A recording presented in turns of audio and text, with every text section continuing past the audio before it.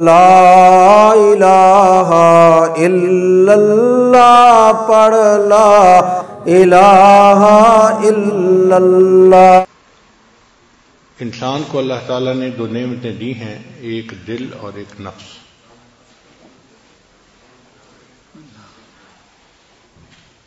دل جو ہے یہ جذبات کا مقام ہے، محبت کا جذبہ، نفرت کا جذبہ، خوشی کا جذبہ، غم کا جذبہ۔ جذبات کا تعلق انسان کے قلب سے ہے، اور نفس جو ہے یہ خواہشات کا مقام ہے۔ ہر اچھی یا بری خواہش انسان کے نفس میں ہوتی ہے۔ اچھی خواہش تو یہ میں تہجد گزار بن جاؤں، مجھے تکبیر اللہ کی پابندی نصیب ہو جائے، یہ اچھی خواہشات ہیں۔ اور بری خواہش یہ کہ مجھے پہچانا جائے، ہر بندہ میری بات کو مانے، میری بات کو سنا جائے، یہ بری خواہشات ہیں۔ جب نفس کی اصلاح ہو جاتی ہے تو اس میں اچھی خواہشات رہ جاتی ہیں، اور اگر اس کی اصلاح نہ ہو تو فطرتاً نفس کے اندر برائی ہے۔ اللہ تعالیٰ نے ارشاد فرمایا وَنَفْسٍ وَمَا سَوَّاهَا فَأَلْهَمَهَا فُجُورَهَا وَتَقْوَاهَا۔ نفس کی قسم کھا کر فرمایا کہ اس کے اندر ہم نے فسق و فجور اور تقوی دونوں چیزوں کو رکھ دیا ہے۔ تو جو بندہ اپنے آپ پر محنت نہیں کرتا، اس کا نفس اس کو فسق و فجور ہی کے اوپر آمادہ کرتا ہے۔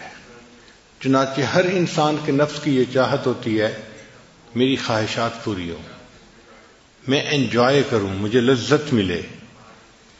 آنکھ قابو میں نہیں رہتی، زبان قابو میں نہیں رہتی، کان قابو میں نہیں رہتے، شرمگاہ قابو میں نہیں رہتی، بس وہ چاہتا ہے کہ کسی طرح میری خواہش پوری ہو جائے۔ اس لیے نفس اپنی مرضی چلاتا ہے۔ آپ نے سنا ہوگا کئی لوگوں کو، جی میں تو وہ کروں گا جو میری مرضی ہوگی، میرا دل چاہے گا۔ جب یہ کہہ رہے ہوتے ہیں نا کہ میں وہ کروں گا جو میرا دل چاہے گا، اس کا مطلب یہ کہ میں اپنی مرضی پہ عمل کروں گا، اپنے نفس کی خواہش پہ عمل کروں گا۔ شریعت کہتی ہے کہ انسان کی مرضی کیا چیز ہوتی ہے، اصل تو اللہ کی مرضی ہے، تو ہمیں تو ہر حال میں اللہ کی مرضی پہ چلنا ہے، اپنی مرضی پہ نہیں چلنا، اللہ کی مرضی پہ چلنا ہے۔ اور یہی نقطہ سمجھنا ذرا مشکل ہوتا ہے۔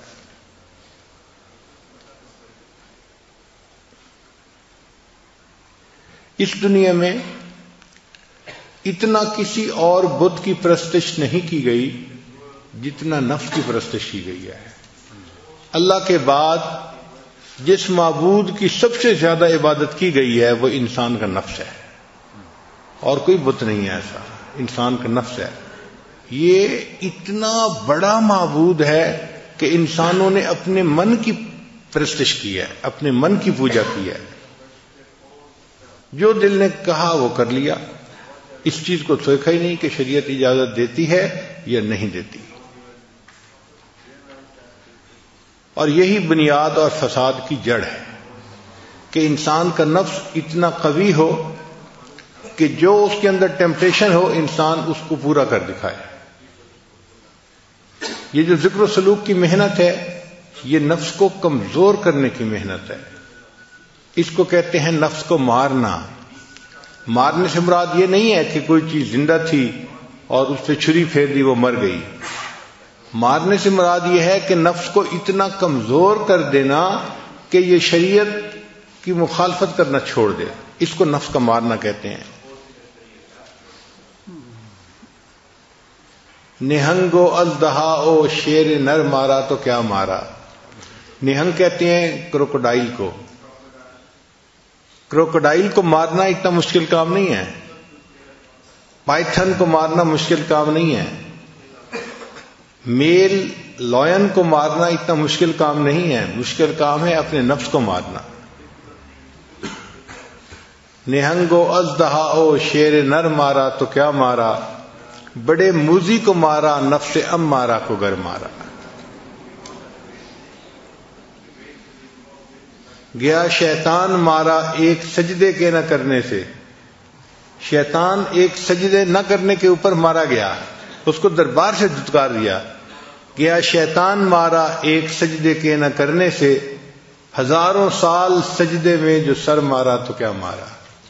اس نے ہزاروں سال جو سجدے کیے زمین پر تو ان کا کیا فائدہ نکلا؟ نتیجہ تو یہ تھا نا کہ ایک سجدے کے نہ کرنے پہ وہ اللہ کے دربار سے دھتکار دیا گیا۔ تو بات یہی ہے کہ ہم آج ایسی زندگی گزار رہے ہیں کہ جن کاموں میں ہمارا نفس موافقت کرتا ہے، ہم شریعت کے ان کاموں کی، ان باتوں کی پابندی کرتے ہیں، اور جس کام میں نفس مخالفت کرتا ہے تو شریعت کا حکم چھوڑ کے نفس کی پوجا کر لیتے ہیں، نفس کے پیچھے چل پڑتے ہیں۔ اور یہی چیز شرک خفی کہلاتی ہے۔ ایک ہے شرک جلی۔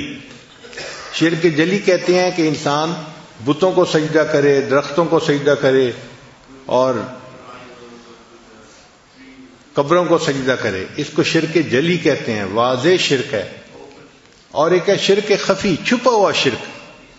شرک خفی کیا ہے کہ ایک طرف اللہ کا حکم آ گیا اور ایک طرف انسان کی اپنی خواہش آ گئی، تو وہ اللہ کے حکم کو چھوڑ کے اگر خواہش پہ عمل کر لیتا ہے، اس نے شرک خفی کا ارتکاب کر لیا۔ یہ مشرک ہے، ابھی بھی آزاد نہیں ہے، موحد نہیں ہے، اس نے اپنے نفس کو اپنا جو ہے خدا بنایا ہوا ہے۔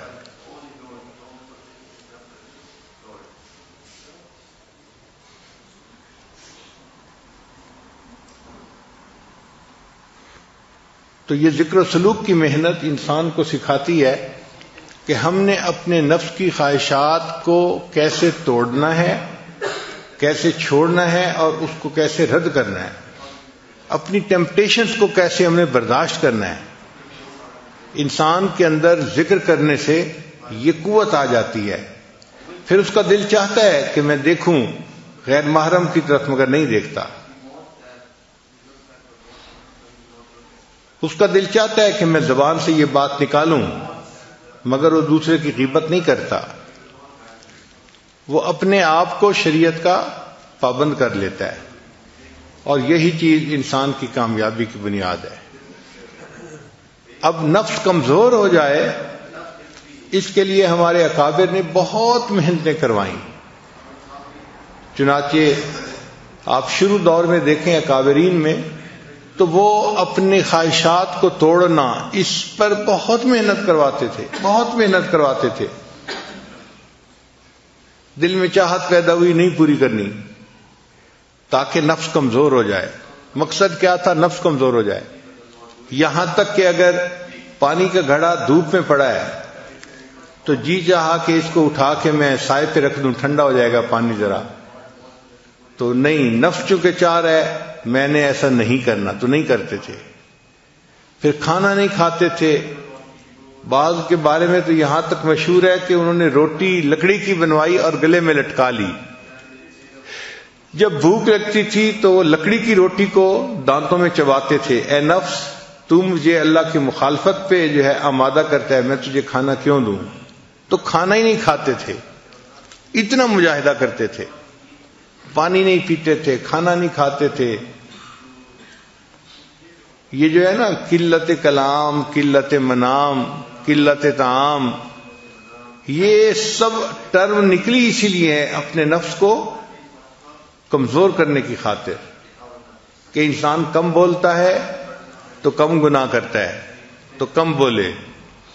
آج کل ہم زیادہ بولنے کے مریض ہیں، اس لیے ہمیں بار بار اعلان کرنا پڑتا ہے، بھئی مسجد ہے، اعتکاف ہے، آپ آہستہ بولیں، آہستہ بولیں۔ اس کی وجہ کیا ہوتی ہے کہ ہم نے چپ کے مزے نہیں لیے ہوتے، ہمیں خبر ہی نہیں کہ چپ کے مزے کیا ہوتے ہیں۔ یہ چپ کے مزے ایسی نعمت ہیں کہ جس بندے کو نصیب ہو جائے اس کا بولنے کو دل نہیں چاہتا، وہ خاموش بیٹھا اپنے رب کی یاد میں لگا ہوا ہوتا ہے۔